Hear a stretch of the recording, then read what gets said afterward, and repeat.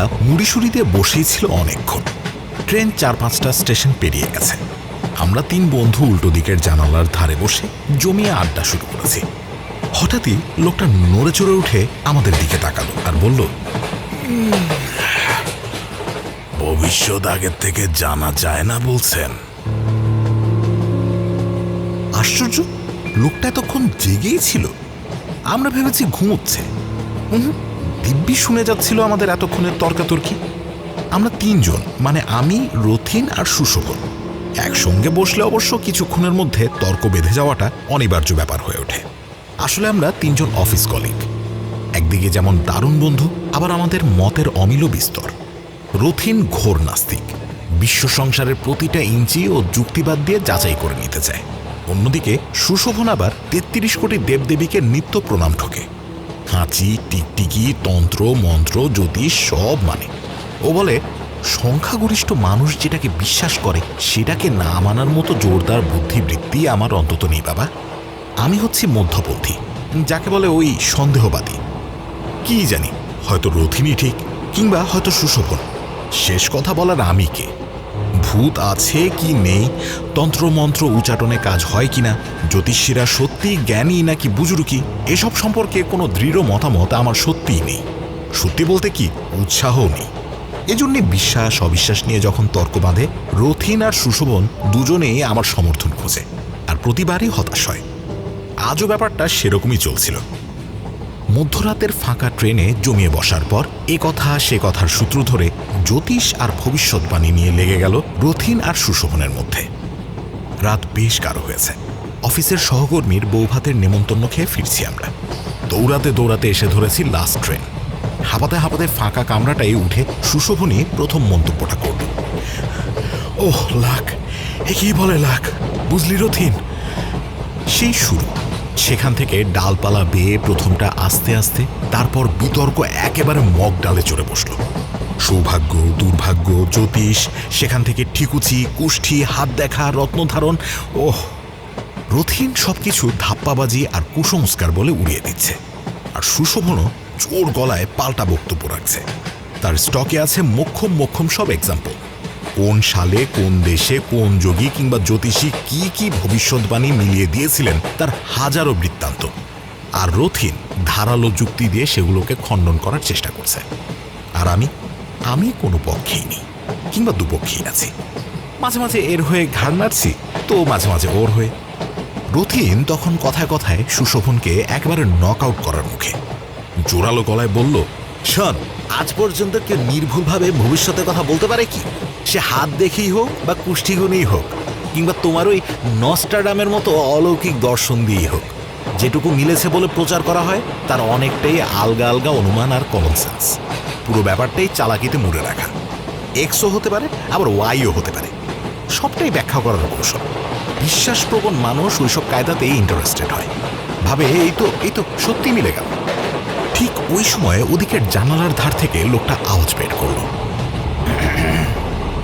আমরা 3 জন একসঙ্গে চমকে পিছনে তাকালাম। কেমন যেন ধরা ধরা সর্দি বসা মতো গলা লোকটার। ভবিষ্যৎ আগে থেকে জানা যায় না বলছেন? রথিন লোকটাকে একটু মেপে নিল। একটা কাঞ্চি ধূসর রঙের চাদর দিয়ে গা মাথা পুরো মুড়ে বসে আছে। মুখের যেটুকু দেখা যাচ্ছে তার বেশিরভাগই কাঁচা পাকা দাড়িতে ভর্তি। বয়সও ঠিক বোঝা যাচ্ছে না, তবে 60-এর ওপর তো হবেই। সঙ্গে একটা ময়লা তেল চিটচিটে ঝোলা ব্যাগ। প্রথম দেখায় ভবঘুরে কিংবা পাগল মনে হওয়াটাও বিচিত্র নয়। একটু তির্যক ভঙ্গিতে রথিন বলল, হ্যাঁ, আপনি কি বলেন, জানা যায়? লোকটা একটু চুপ করে রইল, গলা খাঁকারি দিল বার দুই। একটু স্বগক্তির ঢঙে বলল, শেক্সপিয়ার বলেছেন, এই ব্রহ্মাণ্ডে এমন অনেক কিছুই ঘটে যা আমাদের ব্যাখ্যার অতীত। ওর সব আমাদের মুখস্থ আছে। অন্য লোকের বুলি না কপচিয়ে আপনার নিজের ঝুলিতে যদি কিছু থাকে সেটা বের করুন। লোকটা রথিনের দিকে তাকিয়ে রইল কয়েক সেকেন্ড। হঠাৎ মুখটা একটু বিস্তৃত করে হাসল। দাঁড়ির ফাঁকে সাদা দাঁতগুলো ট্রেনের হলদেটে আলোয় পরিষ্কার দেখা গেল। ভালোই বলেছেন, নিজের ঝুলিতে সত্যি। আগামীতে একটা জিনিস দেখাতে পারি আপনাদের, দেখার পর বলবেন ভবিষ্যতের কথা আগে থাকতে জানা যায় কিনা। সুশোভন খুব উৎসাহিত মনে হলো। সে বলল, আপনি কি অ্যাস্ট্রোলজার? না না না, আমি কোনো লজার টজার নই। আমি খুবই তুচ্ছ লোক, বাউন্ডুলে, বেকার, যা বলেন আর কি, বুঝলেন কিনা। তবে গুরুর কৃপায় একটা বিদ্যে শেখা হয়েছিল, সেটুকু যদি আজ্ঞা করেন তো দেখাতে পারি। সেই বিদ্যেটাই কি ভবিষ্যৎ দৃষ্টি, নলচালা না পামিস্ট্রি, নাকি করটি বিচার? মাথার খুলি দেখে সব গড়গড় করে বলে দেন? না না না, ওসব কিছু নয়। আগে আমি শুধু আঁকতে পারি একটু আধটু, এই আর কি। আঁকতে পারেন মানে? কি আঁকা? ওই যে যা নিয়ে কথা হচ্ছিল, ভবিষ্যৎ। আমি ভবিষ্যতের ছবি আঁকতে পারি। ঠিক বোঝা গেল। ভবিষ্যতের ছবি মানে কিরকম ছবি? পোর্ট্রেট। আমি যে কোনো মানুষের ভবিষ্যৎকালের পোর্ট্রেট এঁকে দিতে পারি। যে বয়সের ছবি সে দেখতে চাইবে আমি দেখিয়ে দেব, ছবি এঁকে দেখিয়ে দেব। কিছুক্ষণ সবাই চুপ। তারপর সুশোভনী প্রথম কথাটা বলল, ভেরি ইন্টারেস্টিং। ইন্টারেস্টিং না কচু, নতুন ধরনের একটা আজগুবি, যে কোনো বয়সের ছবি। আমি ওকে থামিয়ে দিয়ে লোকটার দিকে তাকালাম। লোকটা ঝোলাটা কোলে তুলে নিয়েছে। একটু আগে বলেছিল ওই ঝোলার মধ্যে কিছু একটা জিনিস আছে। ওটার দিকে ইঙ্গিত করে বললাম, মানে আপনার ওই ঝোলার মধ্যে কি আঁকার সরঞ্জাম আছে? সরঞ্জাম তেমন কিছু নয়, একটা ড্রয়িং প্যাড আছে আর একটা পেন্সিল, ওটুকুই গুরুজির দান। এই গুরুজিটিকে বলুন তো, এরকম আশ্চর্য ক্ষমতা যিনি দান করতে পারেন তার তো ওয়ার্ল্ড ফেমাস হওয়ার কথা। আর আপনারও তো যশ কিংবা অর্থের জন্য এ বিদ্যা নয়। স্থির চোখে রথিনের দিকে তাকিয়ে কথাটা বলল লোকটা। তারপর গলাটা আরেকটু গভীর করলো, তবে অবিশ্বাসের ভুল ভাঙানোর জন্যে দেখানোর অনুমতি আছে। আর আমার গুরুজির নাম শুনলে কেউই চিনবেন না। তিনি বলা বাহুল্য লোকালয় থেকে দূরে নির্জন বাসে জীবন কাটিয়ে দিয়েছেন। ঘুরতে ঘুরতে ভাগ্য বলে তার কাছে গিয়ে আমি পড়েছিলাম। তার ছিল অসীম ঐশ্বর্য। সেখান থেকে বলতে পারেন এই একটি কণা আমি পেয়েছি। ঝুমঝুম শব্দ তুলে একটা ব্রিজ পেরোচ্ছে ট্রেনটা। হু হু করে ঠান্ডা হাওয়া বইছিল। মৃদু আলোকিত নির্জন কামরায় বেশ একটা গা ছমছমে পরিবেশ। তার মধ্যে লোকটার কথাগুলো যেন অন্যরকম একটা শিহরণ তৈরি করছিল। ভবিষ্যতের ছবি আঁকতে পারে বলছে, শুনে কিরকম অদ্ভুত লাগে। সুশোভন বলল, আপনি মানে ফিউচারের ছবিগুলো কিভাবে আঁকেন? দেখতে পান সেই ছবি?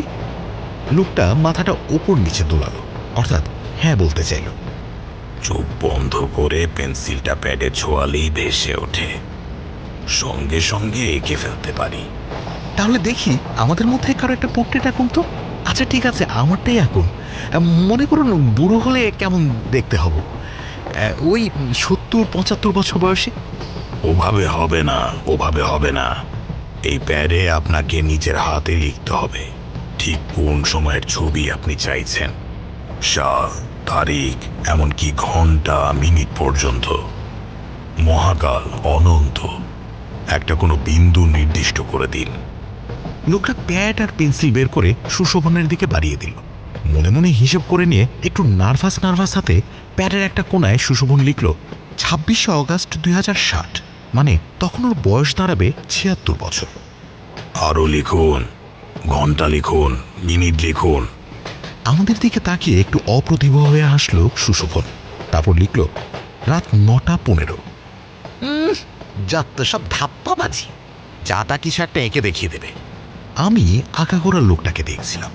পেন্সিলটা প্যাডে আলতো করে ছুঁয়ে রেখে নিষ্পলক চোখে সুশোভনের দিকে তাকিয়ে আছে।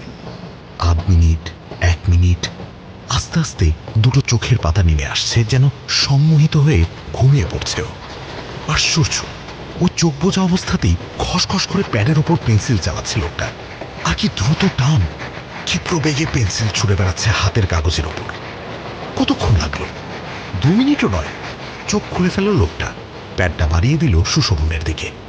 আমরা তিনজনেই ঝুঁকে পড়লাম। এক শীর্ণ বিদীর্ণ মুখ, মাথার সামনের দিকে অনেকটা টান, চোয়ালগুলো ভেতরের দিকে বসে গেছে, সারা মুখে মাকড়সার জালের মতো বলি রেখা, চোখে মোটা কাঁচের চশমা। আমি পেন্টিং বা ড্রয়িং এর কিছুই তেমন একটা বুঝি না, কিন্তু এতটুকু নিশ্চিত যে এই লোকের হাত অত্যন্ত পাকা, বলিষ্ঠ রেখার কয়েকটা আঁচড় মাত্র। তার মধ্যে এই ছবিটা যেন একেবারে জীবন্ত হয়ে উঠেছে। কিন্তু এই কি সত্য সুশোভন? কি কি প্রমাণ আছে যে এটাই ওর ফিউচারের চেহারা?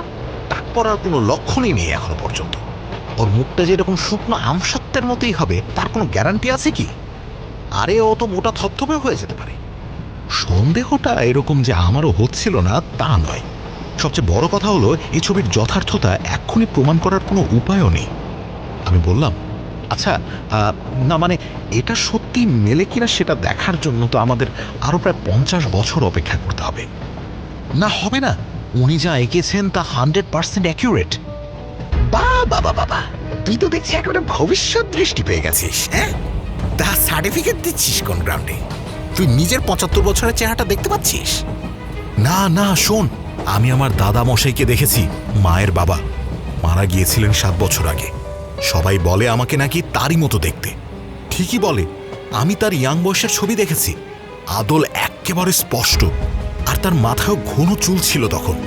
টাক পরে 45-এর পর, মারা গিয়েছিল 78 বছর বয়সে।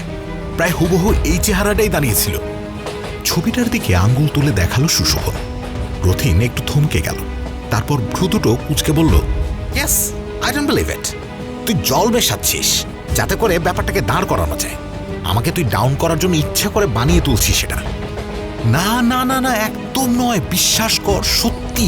হ্যাঁ, আমি তোকে আমার মামা বাড়িতে নিয়ে গিয়ে ছবিটা দেখাতে পারি। না, আমি এক্ষুনি এটার ফয়সালা চাই। রথিনের চোয়াল শক্ত হয়ে উঠল, নাকের পাটাটা ফুলে উঠল অদ্ভুতভাবে।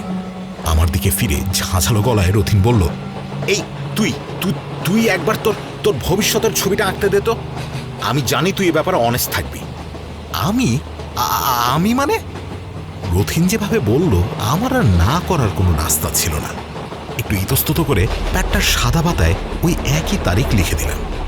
সময়টা সুশোভনের প্রায় আমারই সমান সমান বয়স, তার মানে আমারও 75-76-এ দাঁড়ানোর কথা।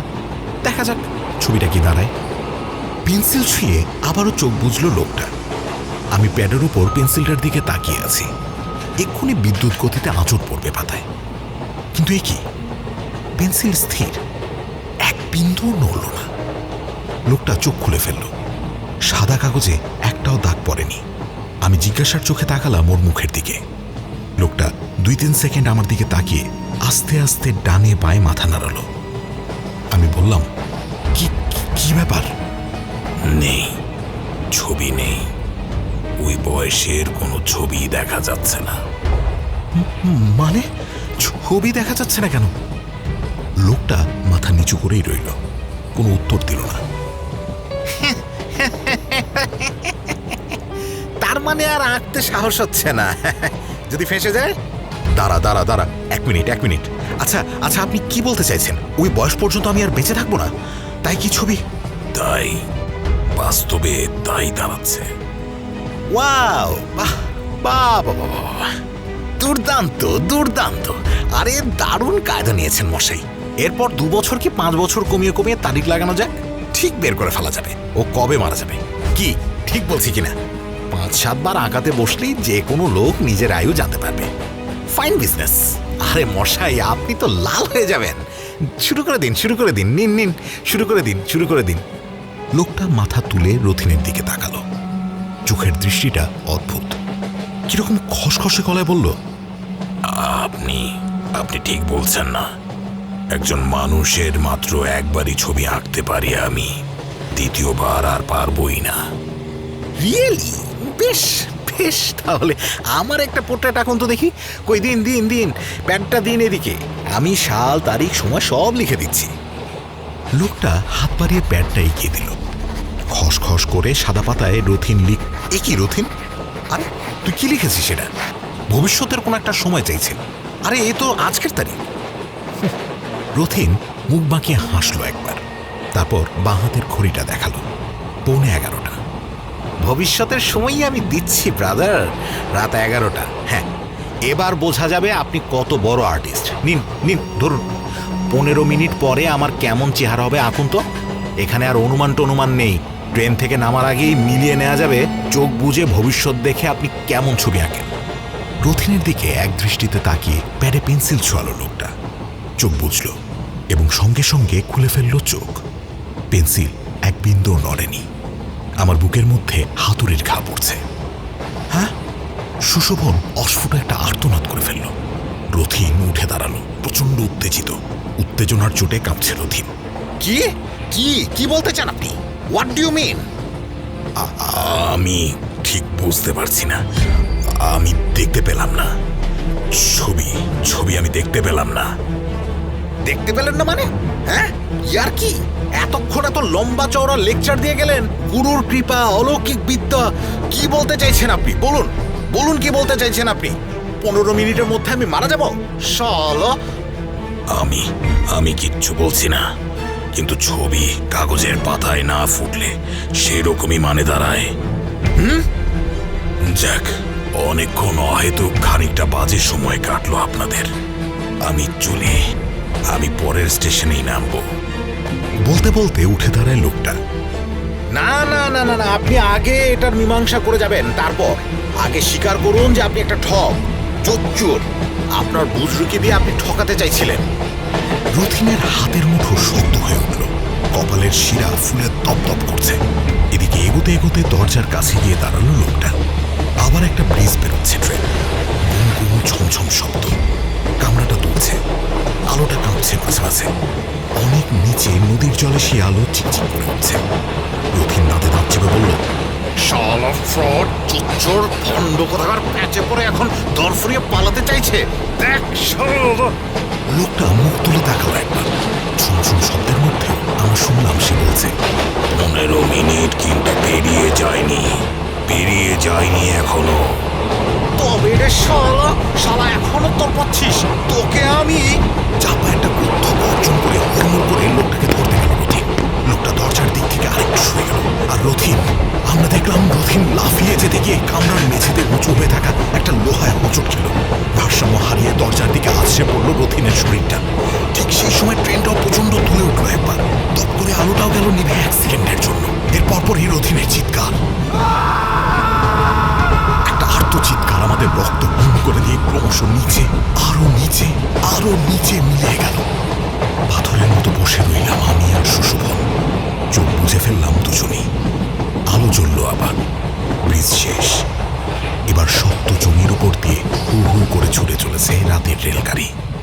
চোখ খুললাম, দরজার কাছে কেউ নেই, না রথিন না সেই লোকটা। শুধু হাওয়া, সবেগে ঝাপটা মেরে যাচ্ছে তীব্র হাওয়া। ঊর্ধ্বশ্বাসে ছুটে চলেছে লাস্ট ট্রেন। ঘড়ির কাঁটা